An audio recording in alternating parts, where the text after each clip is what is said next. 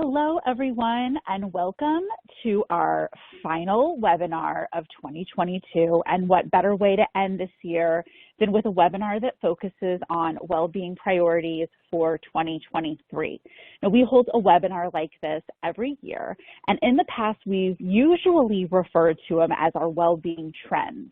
But this year, we realized they really aren't trends. These are priorities for you, your organization, and most importantly, for your employees and for your members.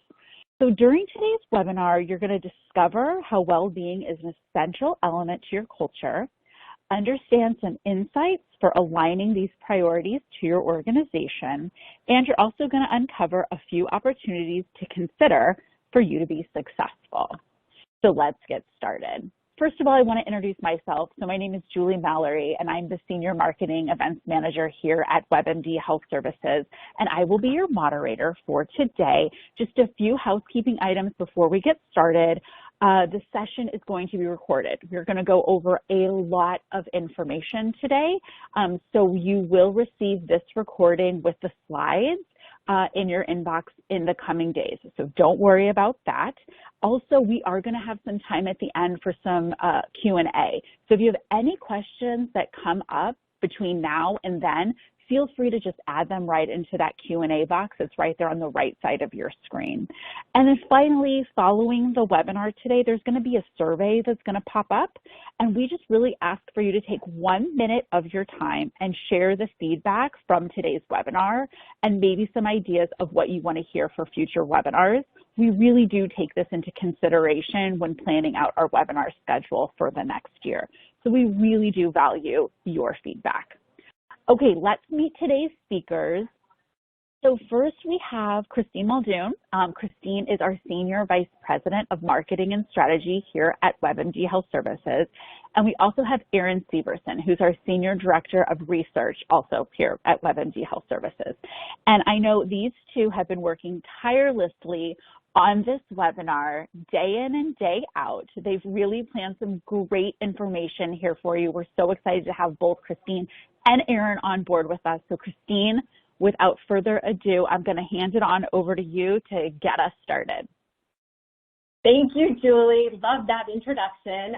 Erin and I are so excited to share with you our top well-being priorities we believe are important for you to consider as we approach the new year. And since we know everyone is really busy, I give you all permission to multitask during our webinar. However, I specifically want you to listen and also get in your wellness minute. So every time we reveal a priority, that's when you're going to see a green slide. Go ahead and hold a wall squat or a plank. Do push-ups or jumping jacks for as long as we keep that slide up. Sound good? Okay, let's jump right in. So this year's list looks a lot like last year's, but we are seeing a greater commitment by employers for many of these. And these priorities are also prompted by a huge shift in how, when, and where employees work, increased workload and responsibility for employees, which we know is certainly threatening employee engagement, a decline in the well-being of employees. Funny stat, 28% now say they are miserable at work, and employee stress being at an all-time high. And the funny thing is, as I was sharing these statistics with Erin, I was like, wow, that's really a positive way to kick off a webinar. But I do want to assure you that during this webinar, we will share with you not only these top 4 priorities, but also some key takeaways that can help you cultivate a strong culture of well-being in 23. So before we reveal our priorities, we would love to see what may be topping your well-being priority list for 2023. So we have a polling question, and that question is, what is your organization's top health and well-being initiative for 2023? And to make this harder, we're going to ask that you pick your top, so only one. Your choices: implementing more virtual care options. This can be things like telehealth, mental health, physical therapy, digital coaching, condition management. Second option is expanding mental health. This could be solutions, services, maybe focusing on access to mental health care, other strategies in that area. The third option is to put in place initiatives to reduce health inequities. Your fourth option is ensuring well-being plays a bigger role in your workforce strategy. And of course, we may not have captured your top priority, so choose your fifth option, which is other health and well-being initiatives not listed here. So we'll give you another second or two, and then let's go ahead and see what our results look like. All right, so 55% of you say ensuring health and well-being strategies is part of our workforce strategy. And I love that. Actually, Erin and I did a little presentation yesterday to a group. This one actually came up to the top as well. And then second on the list is expanding access to mental and emotional health care services. So that is fantastic. Really great to see all of these. And for those of you who are regular attendees of our annual predictions, as I said earlier, the top priorities we're going to share with you today mirror those of the past, but you're also going to notice that there is some interconnectedness as well. So we're going to jump into our first priority. This is your green slide, so your wellness moment time. Go ahead and hold that wall squat or plank or whatever you decide. And I'm going to talk a little bit about that polling question because we picked that question because Erin and I both attended a workforce well-being strategy meeting where they asked all the members a very similar question. And overwhelmingly, the response with that group was mental health. And we know pre-pandemic and even now, the need to focus on mental health continues, which is why this priority or trend, if you will, has been on our list in one way or another over the past couple of years. And according to a 2022 survey on the state of workforce and mental health, the top 4 issues employees say that have affected their mental health over the past year include COVID, work-related stress, economic uncertainty, and family and relationship issues in that order. And we know that mental health is not one thing, and employees are being impacted in different ways, from feeling stressed or isolated, frustrated, or depressed. So this is why normalizing mental health in the workplace is our first priority for 2023.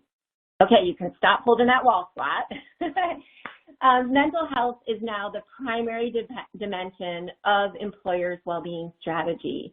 And when you look at the statistics, 76% of U.S. workers reported at least one symptom of a mental health condition, whether it's burnout, anxiety, or depression, which is an increase of 17 percentage points in just 2 years.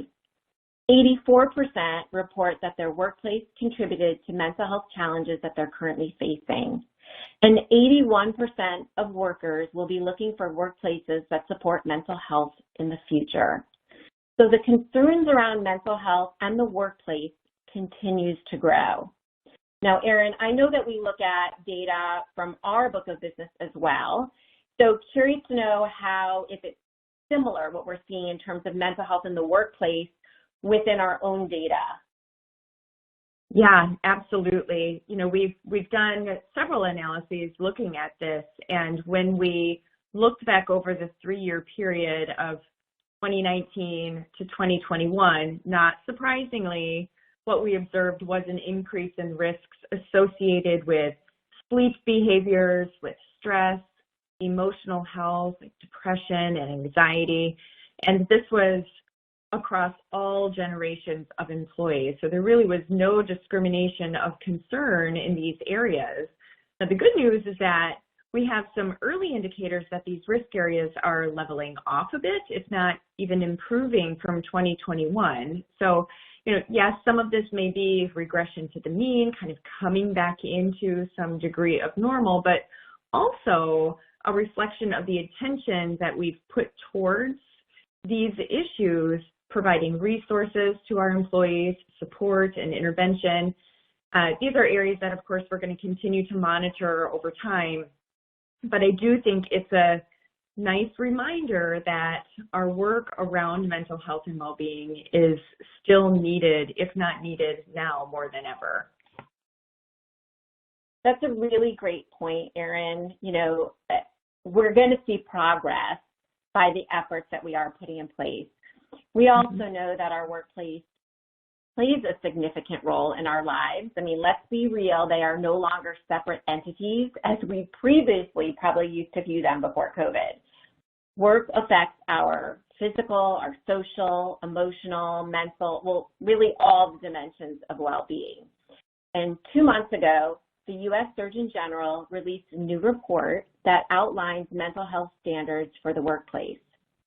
And the intent is to provide this framework for putting workplace mental health into action. I'm sure many of you are familiar with the framework, which encompasses these 5 elements you see on your screen for the workplace to focus on as it relates to mental health. And these 5 elements or essentials provide organizations a roadmap showing employees that they matter, that their work matters, and that employers are committed to providing the necessary resources and support needed to be healthy.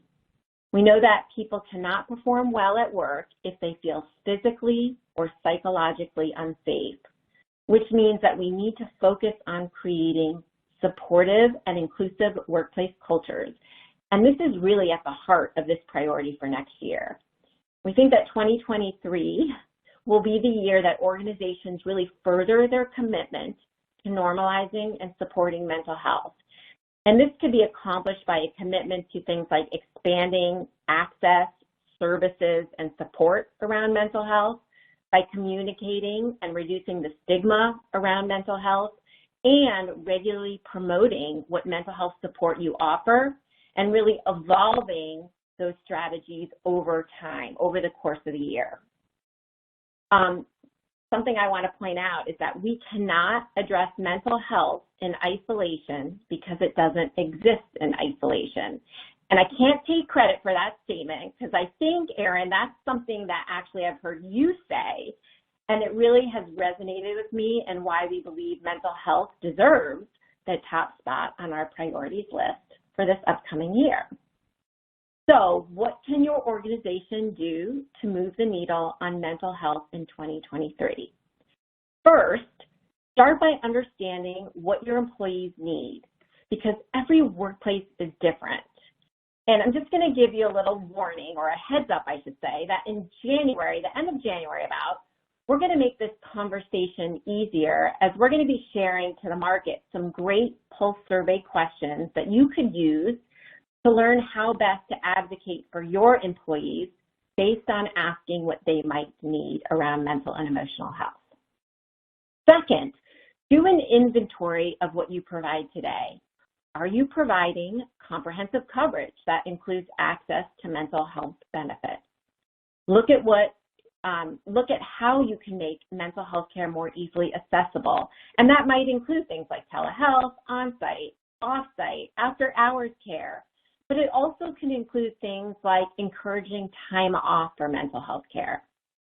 Also, do you have a comprehensive well-being program with the right tools and resources to maintain employee mental and emotional well-being? For example, we have WebMD One, that's our well-being program, and we offer a wide variety of solutions and modalities so that we can support individuals no matter where they are. For example, daily habits, we have a program called Coping with the Blues. We have group coaching, one-on-one coaching, mental health manager training, mental health podcasts for educational purposes. Essentially, the point here is that you want to be sure you're supporting each person no matter where they are in their mental health journey. It's also important to prepare and train managers in recognizing mental health challenges and how to support employees. And why is this important? Well, this is probably one of the biggest ways you can reduce the stigma of mental health at your organization, by helping managers have a conversation about mental health and supporting employees. And there are certainly great programs that support educating managers to recognize really the signs and symptoms of someone who's struggling, but it's also important to have a manager training program that is really specific to the workplace. So one that focuses in on the difficulty of not only supporting an employee through a crisis, but also holding them accountable for work as well. One that maybe is responding to social stressors like layoffs or collective trauma, and one that also provides a level of customization to your individual workplace. The other thing is you want to create and cultivate healthy workplaces by giving employees a voice.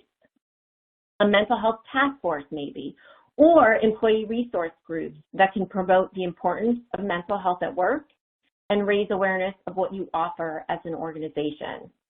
It's also a great opportunity to support employees to feel psychologically safe to talk about sensitive mental health concerns.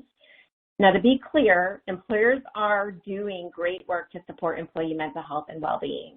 There are organizations that have been recognized for advancing mental health and well-being of their workforce, and these organizations can be role models for other employers. At the end of the day, know that with an intentional focus, the investment will pay off. Those who felt supported by their employer with their mental health overall were 3 times more likely to talk about mental health to either like their manager or even HR, 2.5 more times more likely to stay at their company, and 5.6 times more likely to trust their company and its leaders. And you don't have to go it alone. As I said before, there are organizations that are offering employers much needed and welcome guidance, including what we just referenced, the new U.S. Surgeon General's report. But there are also awarding organizations such as the one you see here on your screen, the Carolyn C. Mattingly Award for Mental Health in the Workplace. This organization recognizes companies that advance the mental health and well-being of their workforce, and they can be role models for other employers. There's also the APA Psychologically Healthy Workplace Award, as well as other international organizations. And I'm not suggesting that you have to apply for an award, but you can look at the award criteria as a roadmap for baseline practices that you can implement in your own organization. And I'm sorry, there's one last point I think is worth making, which is acknowledge that mental health contributes to and is influenced by things like social determinants of health, diversity, equity, inclusion, and belonging, physical health, and financial wellness. So make sure you are providing support across all dimensions of well-being. All right, Erin, I think we have a green slide coming up. All right, so I'm not sure that I'll do my push-ups. I'll save that for the next green slide when Christine is speaking.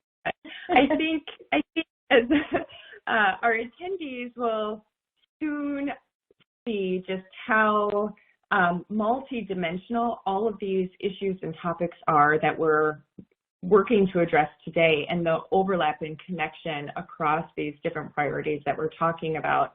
Going back to our earlier poll, over half of you had said that well-being, you are working to ensure that well-being plays a role in your workforce strategy. And that's really great because this is our second priority. It is all about aligning well-being to the culture of your organization.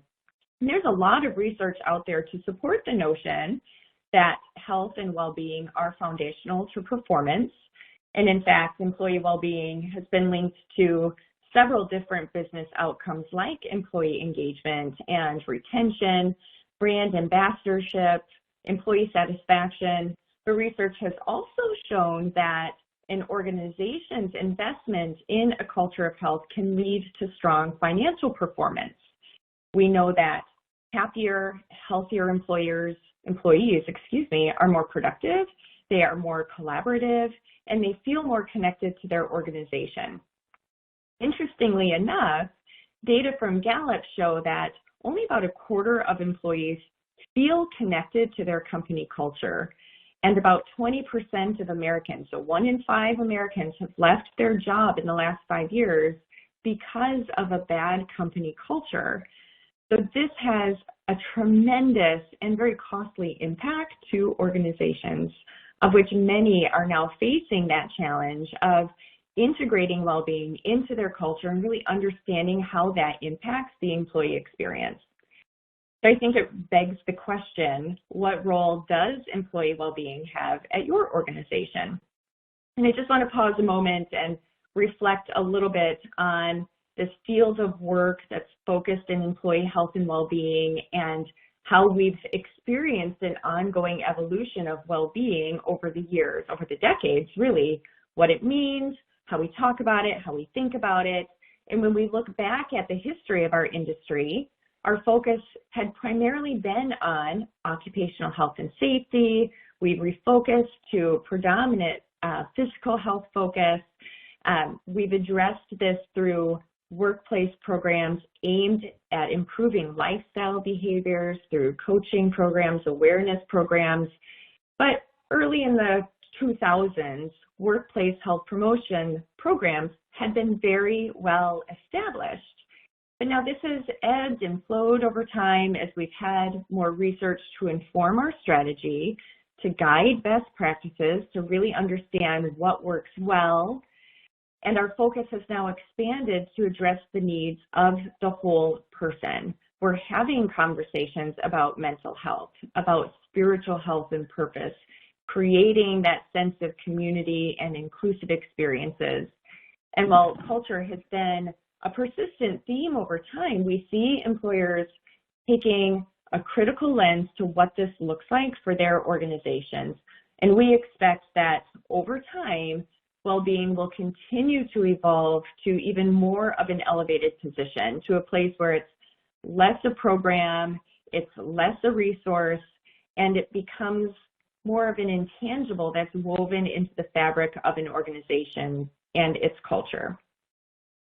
The impact of poor company culture can be felt in a number of different ways. It does often go unmentioned, unspoken, if you will, but there is a lot of new data out there that reinforces just how important it is for employers to be paying attention to culture. The crises that we've navigated over the last 3 years has very obviously had a profound impact on the way we do work, and has given people the opportunity really to reflect on the work they do.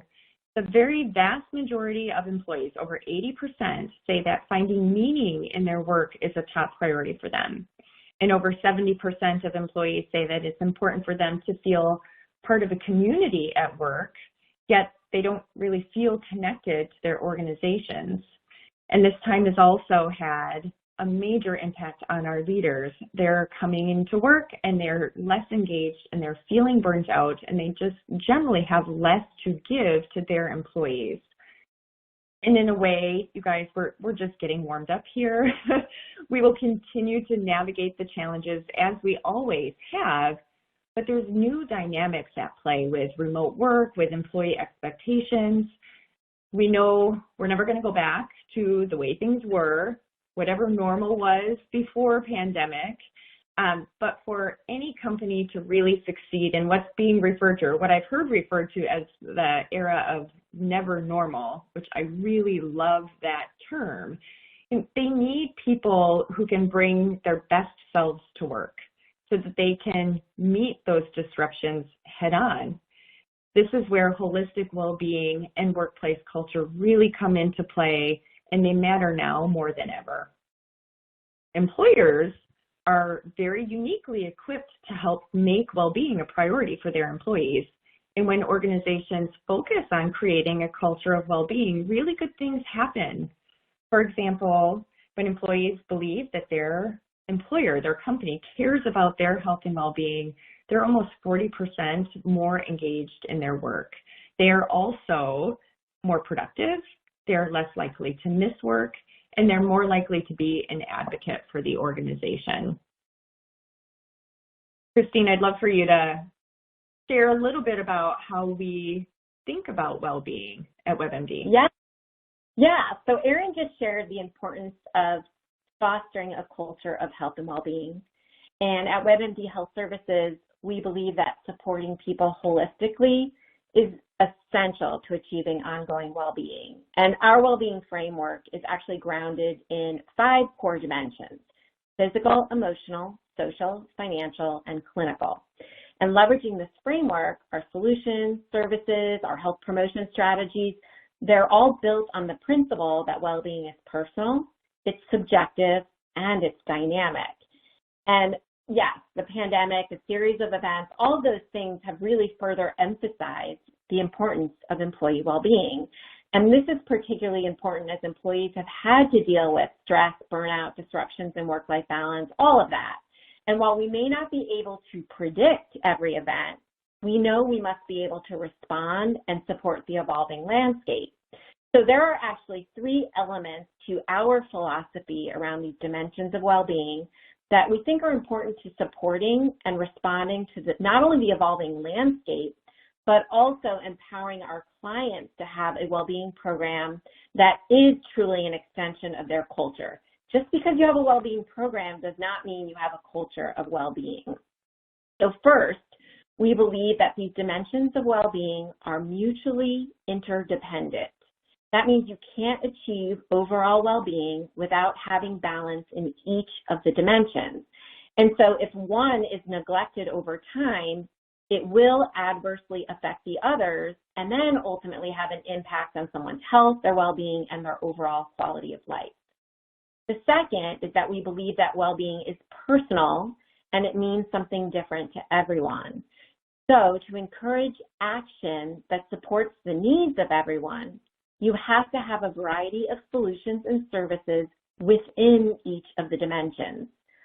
It's important to not only provide multiple dimensions of well-being, but it's equally important to support individuals based on their personal needs and where they are in their health journey. And when it comes to the ideal employee well-being experience, it should be one that focuses as much on the digital as it does on the human connections as well. And then finally, we believe that a well-being program should be an extension of your culture. Therefore, we know our framework must be extendable. Many of our clients implement dimensions of well-being that are most important to their organizational culture, or maybe in response to the current landscape. So for example, some have included things like meaning and purpose, corporate responsibility, and social justice. So with our extendable framework, clients are able to respond to the unique needs of their own population. We believe that moving forward, supporting your employees holistically is essential to achieving ongoing well-being and really providing that culture of well-being that we really want to focus on. All right, Erin, you want to wrap us up for this one? Yeah, let's think about some opportunities here. So first, I think we all need to recognize, as I'm sure we already do, that culture exists within every organization. We all have one. Designing, creating, and sustaining a culture of health and well-being, however, is really hard work. And not all of us may have that, or we may be working really hard towards that. It requires leadership support, it requires investment and commitment at all levels of the organization. So when we think about opportunities, as someone who comes from a research background, I would say you can't manage what you don't measure, right? So start by evaluating how you're supporting employee well-being across all of the dimensions, take an inventory, collect the data, and use that to guide your strategy.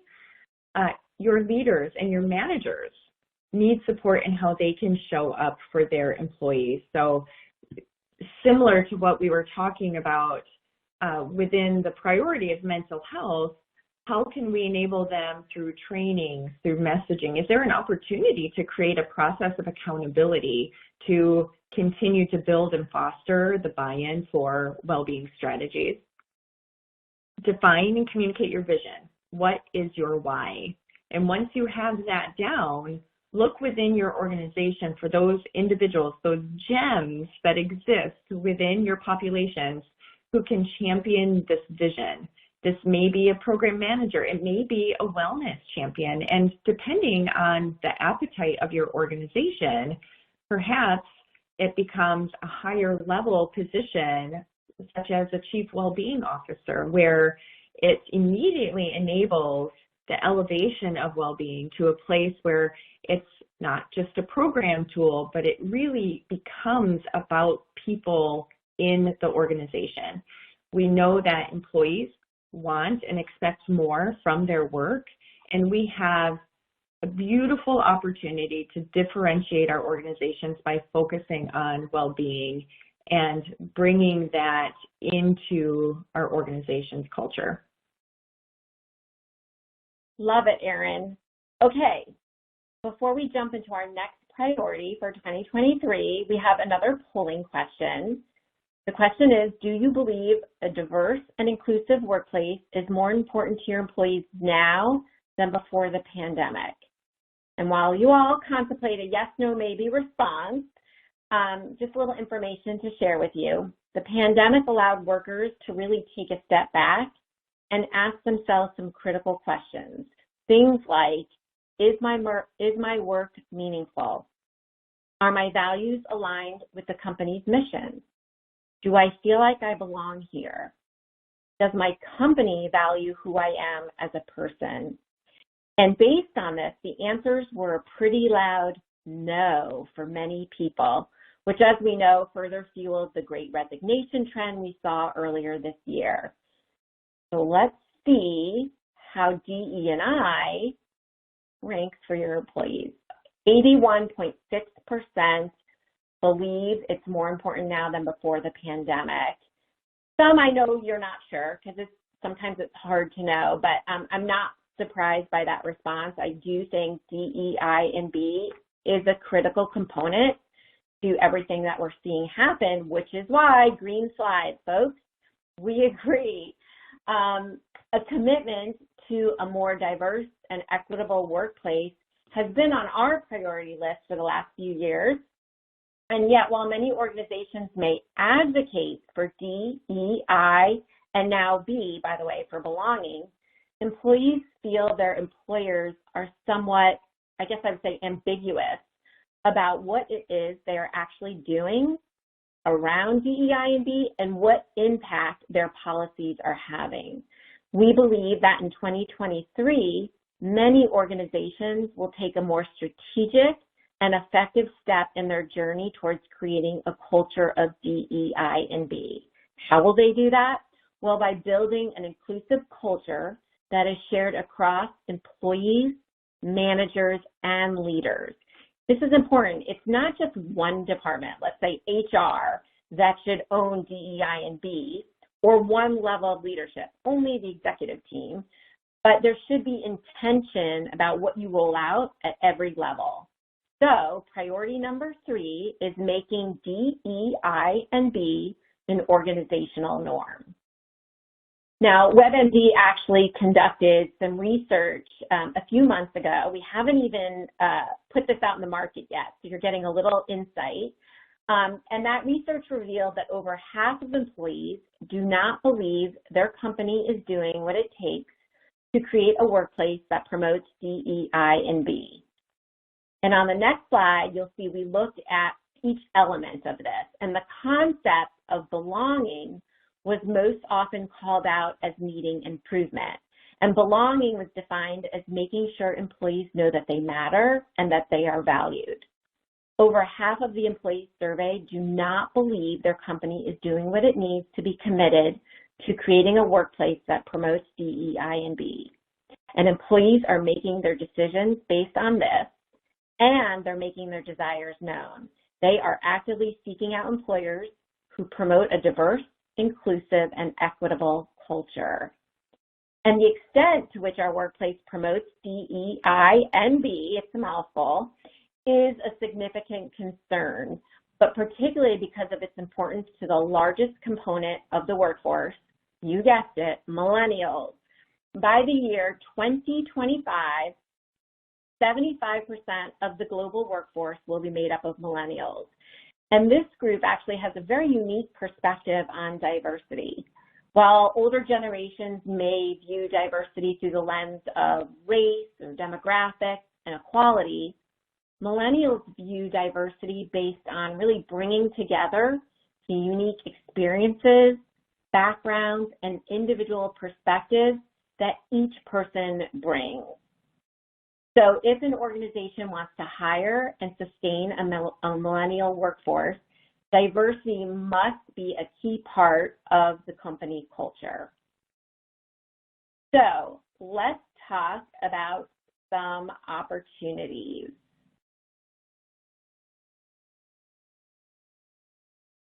Oh, first, Erin, we're going to talk about health equity. I totally forgot. Yep. Let's not forget this.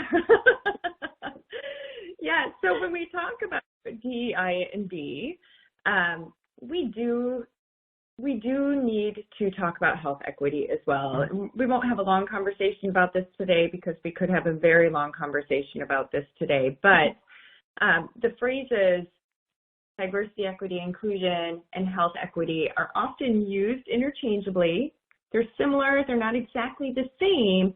So when we're talking about health equity, what we mean very simplistically is that every person has the opportunity to attain their full health potential. However, opportunities to be healthy very largely depend on social determinants of health, and these are those factors that can either help or hinder a person's ability to become healthy. Very obviously, health equity is very complex.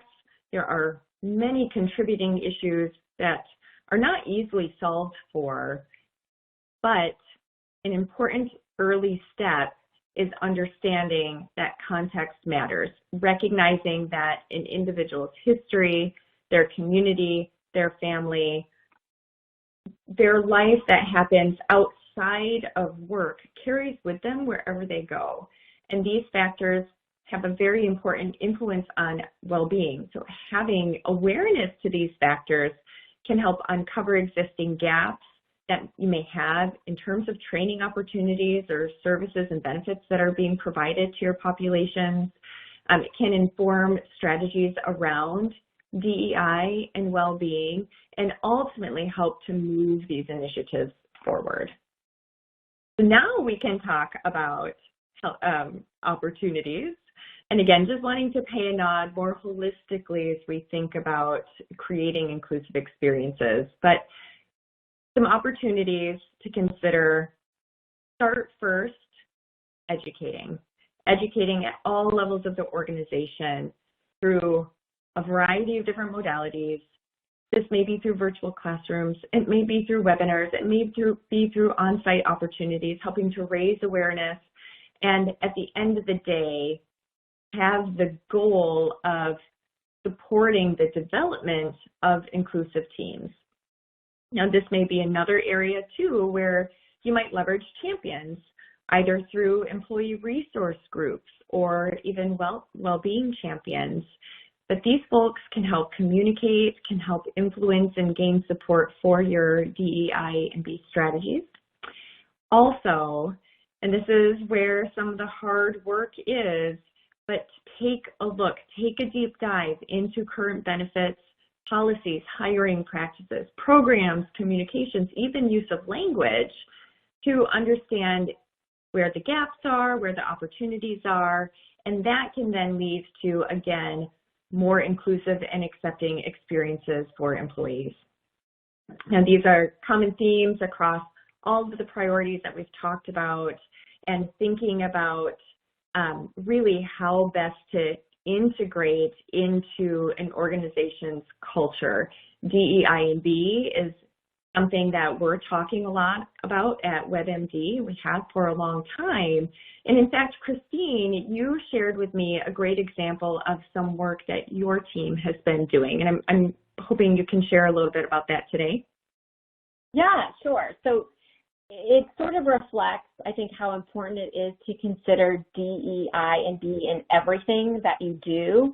So one thing we had done on our team is we created this cross-departmental tool, or rubric is what we call it, that ensures we are creating inclusive content and imagery that serves diverse audiences, because that's part of what the marketing team does. And we outlined basically as part of this rubric where DE and I is reflected by different examples, where it would be somewhat reflected, so where we might have gaps with examples, and where it's not reflected. And the point is that we might take something like emotional well-being and then show what is a great example to make sure you're reflecting DE and I, and what is an example where we might be missing something, and then, where it's not reflected. So stress management would be an example where, it requires a participant to pay a fee or purchase special equipment. It's not giving them the right level of access that would be expected. So, I think it's just a great way to show the different levels and how you really have to encompass it in everything that you do. So going back to Erin's focus on what she had said, the never normal of work environment, we all went from this mandatory remote work to now a hybrid of options or expectations, quite honestly. So we do have another polling question for everyone. And this question, which we're going to pull up, is which of the following currently best applies to employees at your organization? Are employees required to work at the office every day? Are employees able to remote work a few days a week? Are employees able to work from home every day? Or recognizing it may depend on the job function where working from home may not be an option for every job. So go ahead and fill that in. And while you guys are selecting, another interesting little comment for you is there was a Gartner study which recently found that if an organization, maybe I should wait to see what the results are. All right, I'm going to say it anyway. If an organization were to go back to a fully on-site arrangement, it would risk losing up to 39% of its workforce. So let's go ahead and reveal what your organization looks like right now.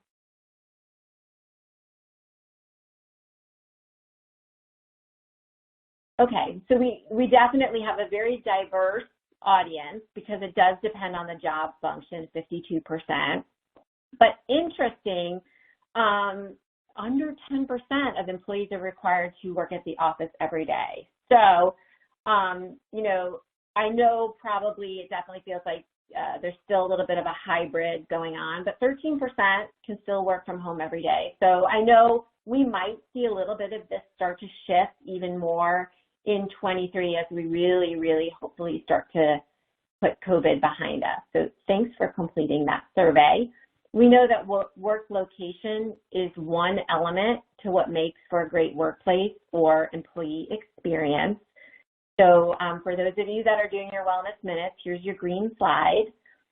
Gartner defines employee experience as the way in which employees internalize and interpret the interactions they have with their organization, as well as the context that underlies those interactions. Essentially, it's all of the individual moments of an employee's experience at your organization that add up to how they feel about the employer's purpose, their brand, and their culture. And no surprise, it plays a huge role in employee engagement. Of course, the employee experience has evolved over the last several years, and employees really sort of want to start to either restructure or even rethink about their relationship with work going into 2023.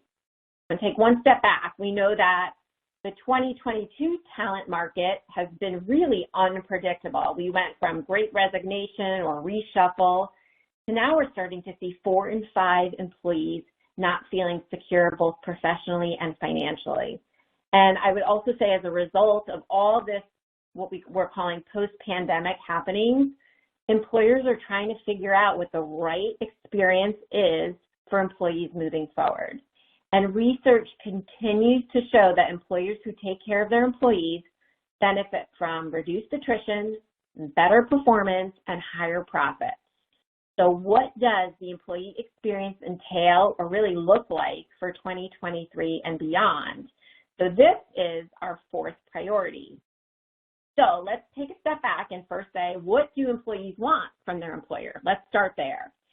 And while we see that pay is still a top factor, there are other factors or maybe intangibles that are also very important to employees. And I'm just going to summarize: a fulfilling job, inclusivity, well-being support, autonomy and creativity, and flexibility.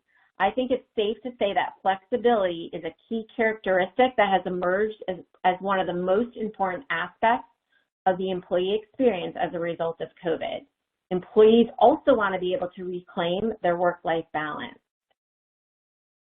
So why does the employee experience matter? Well, the employee experience, as we know, has the power to impact how your employees perceive the workplace, from work-life balance to satisfaction, engagement, happiness, you name it. 71% of executives said employee engagement is critical to the success of their company. Unfortunately, only 20% of employees say they are engaged with their work. So we got a little bit of a disconnect there, folks. Employees want to feel that their employer values them and provides a place where they can thrive both professionally and personally.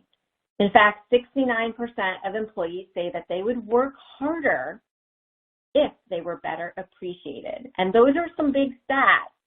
And I have to tell you, being in a leadership position, it's not easy to solve for because every employee has different perspectives.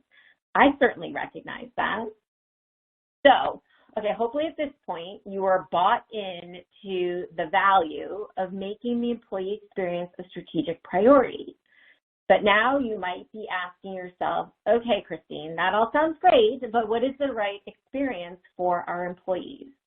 Because we know we can't go back to where we were before the pandemic. Expectations of your employees have certainly changed.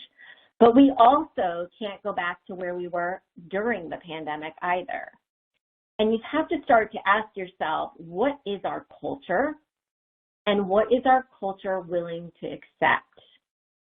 Erin, because our audience is on mute, I can't actually ask them these questions, but do you have insights that you could share? I mean, generally speaking. Generally speaking, yes. I think another question that we need to be asking is related to benefits and how benefits not only meet the needs of our employees, but also how they align to company values.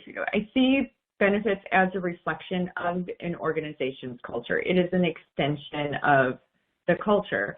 And what we're seeing in the data is that employee engagement and retention don't necessarily correlate with benefits. So, we talked about in previous slides that employees are taking this opportunity now to assess how they feel about the company they work for, and they're looking beyond material offerings.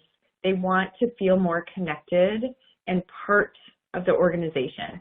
So while employee experience, perhaps years ago used to be around this idea of having these amazing office perks like healthy snacks in the lunchroom and going for an afternoon yoga class, more surface level benefits. And we're dealing with a very dynamic workforce now. COVID has shifted even the way that the office functions or the workplace functions for us to perhaps be more about bringing employees together for learning, for collaborating, for solving complex issues and challenges, and understanding that culture can be a differentiator. Aligning benefits to culture can be a differentiator. And so we're at this point now where we need to be moving away from thinking about employment as a transactional relationship. And while these benefits and perks are really nice to have, putting more focus on prioritizing employees, building those human connections that make employees feel cared for financially, physically, and emotionally. And this helps to then open the door to a deeper sense of belonging to the organization and fulfillment or sense of purpose with work. Let's talk about some opportunities. Yeah, so what can organizations do to create a healthy employee experience and ultimately enhance engagement? I kind of want to go back to what you just said, Erin, focus on the human connection or element. And again, this means that employees want to feel cared for financially, physically, and emotionally, because when they feel like you care for them, they're motivated to contribute. So here are a few opportunities to consider. The first, establish support touch points is what we're going to call them. And this has to happen throughout an employee's career journey. So I'm sure, if you manage people today, you're already doing regular training and feedback, but this might include career path discussions, helping build relationships with a mentor or a peer. We do at WebMD this peer building program. It's been very, very well received, and it also helps support that human connection as well. Make sure you have the ability to give managers feedback. Really, anything that makes an employee feel seen, be heard, and feel valued as well. Second, we know that personal relationships at work are a must, not a nice to have. So checking in with your employees about their personal lives outside of work is actually important. I always start any meeting I have with my individual employees with just some general discussion. Hey, how was your weekend? How's your son doing at college? It would be the same if we were in the office, right? We pass each other and we say like, oh, hey, how you're doing? So you want to get to know team members on that personal level. This is another aspect of that human connection or human element. You also can foster connections as a company through things like clubs, lunch and learns, community service, heck, even group coaching. You should also think about how you're prioritizing diversity, equity, inclusion, and belonging by supporting things like, and Erin said this, employee resource groups, and even encouraging people to become champions of those different types of groups or clubs. Also consider the emotional employee experience and think about what does it mean to be a part of your organization through the employee's perspective, not necessarily your own perspective.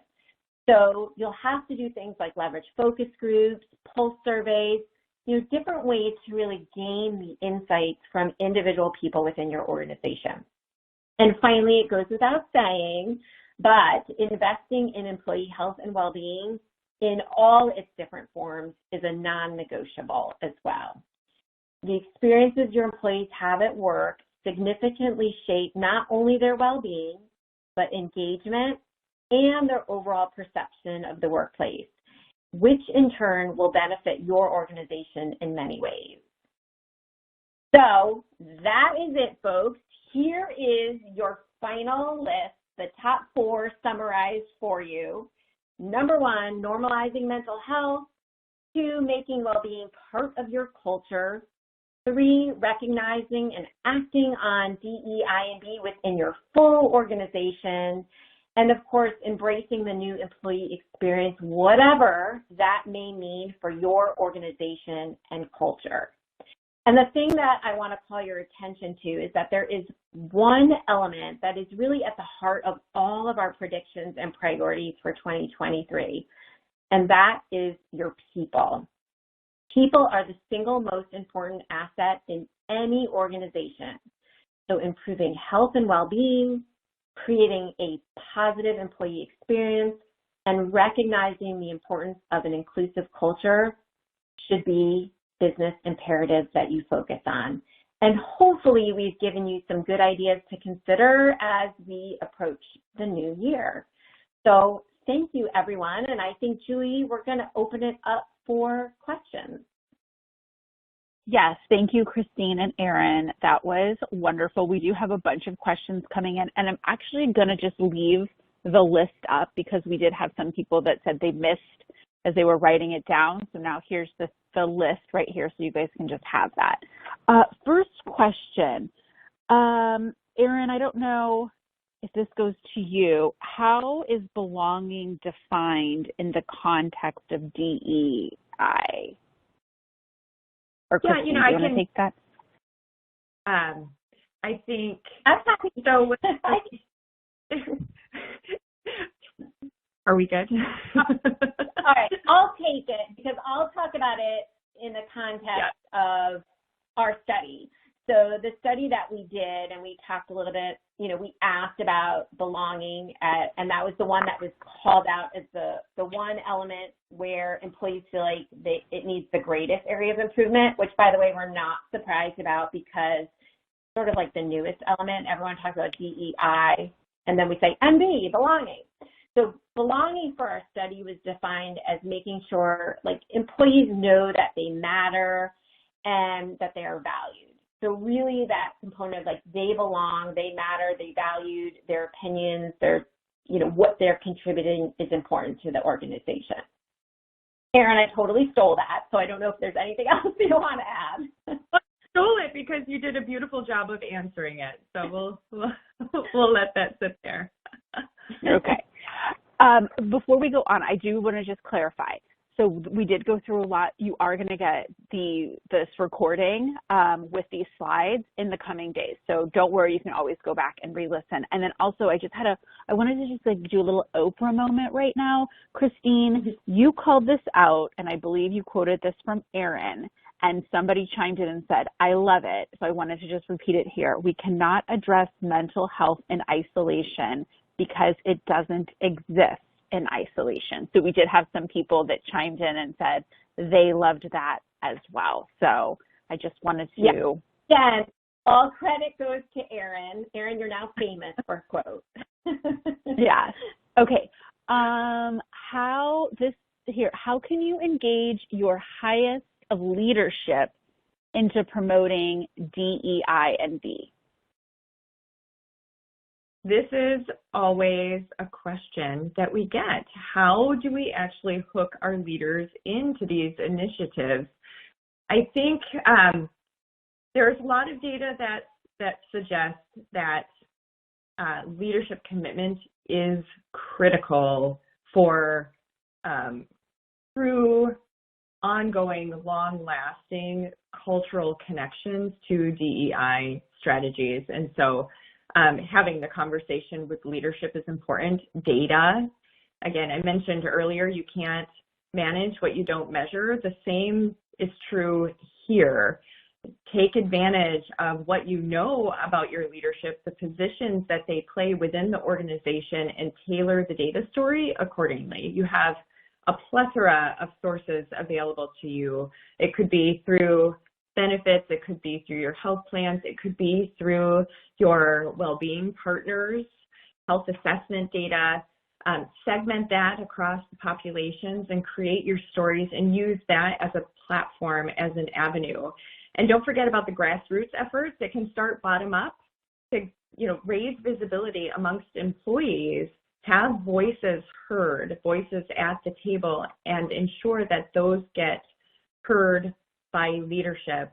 I think some of it too also comes to providing training. And again, this holds true even at the highest levels of leadership, raising awareness, normalizing the conversation, and it may be efforts to engage one key leader to hook in everybody else. And then it becomes a more holistic opportunity to have conversations, engaging leaders at all levels of the organization, and it makes it easier. I mean, this is all very hard work here. I'm not trying to simplify it by any means, but it makes it easier to approach from more of a strategy perspective than a specific program perspective.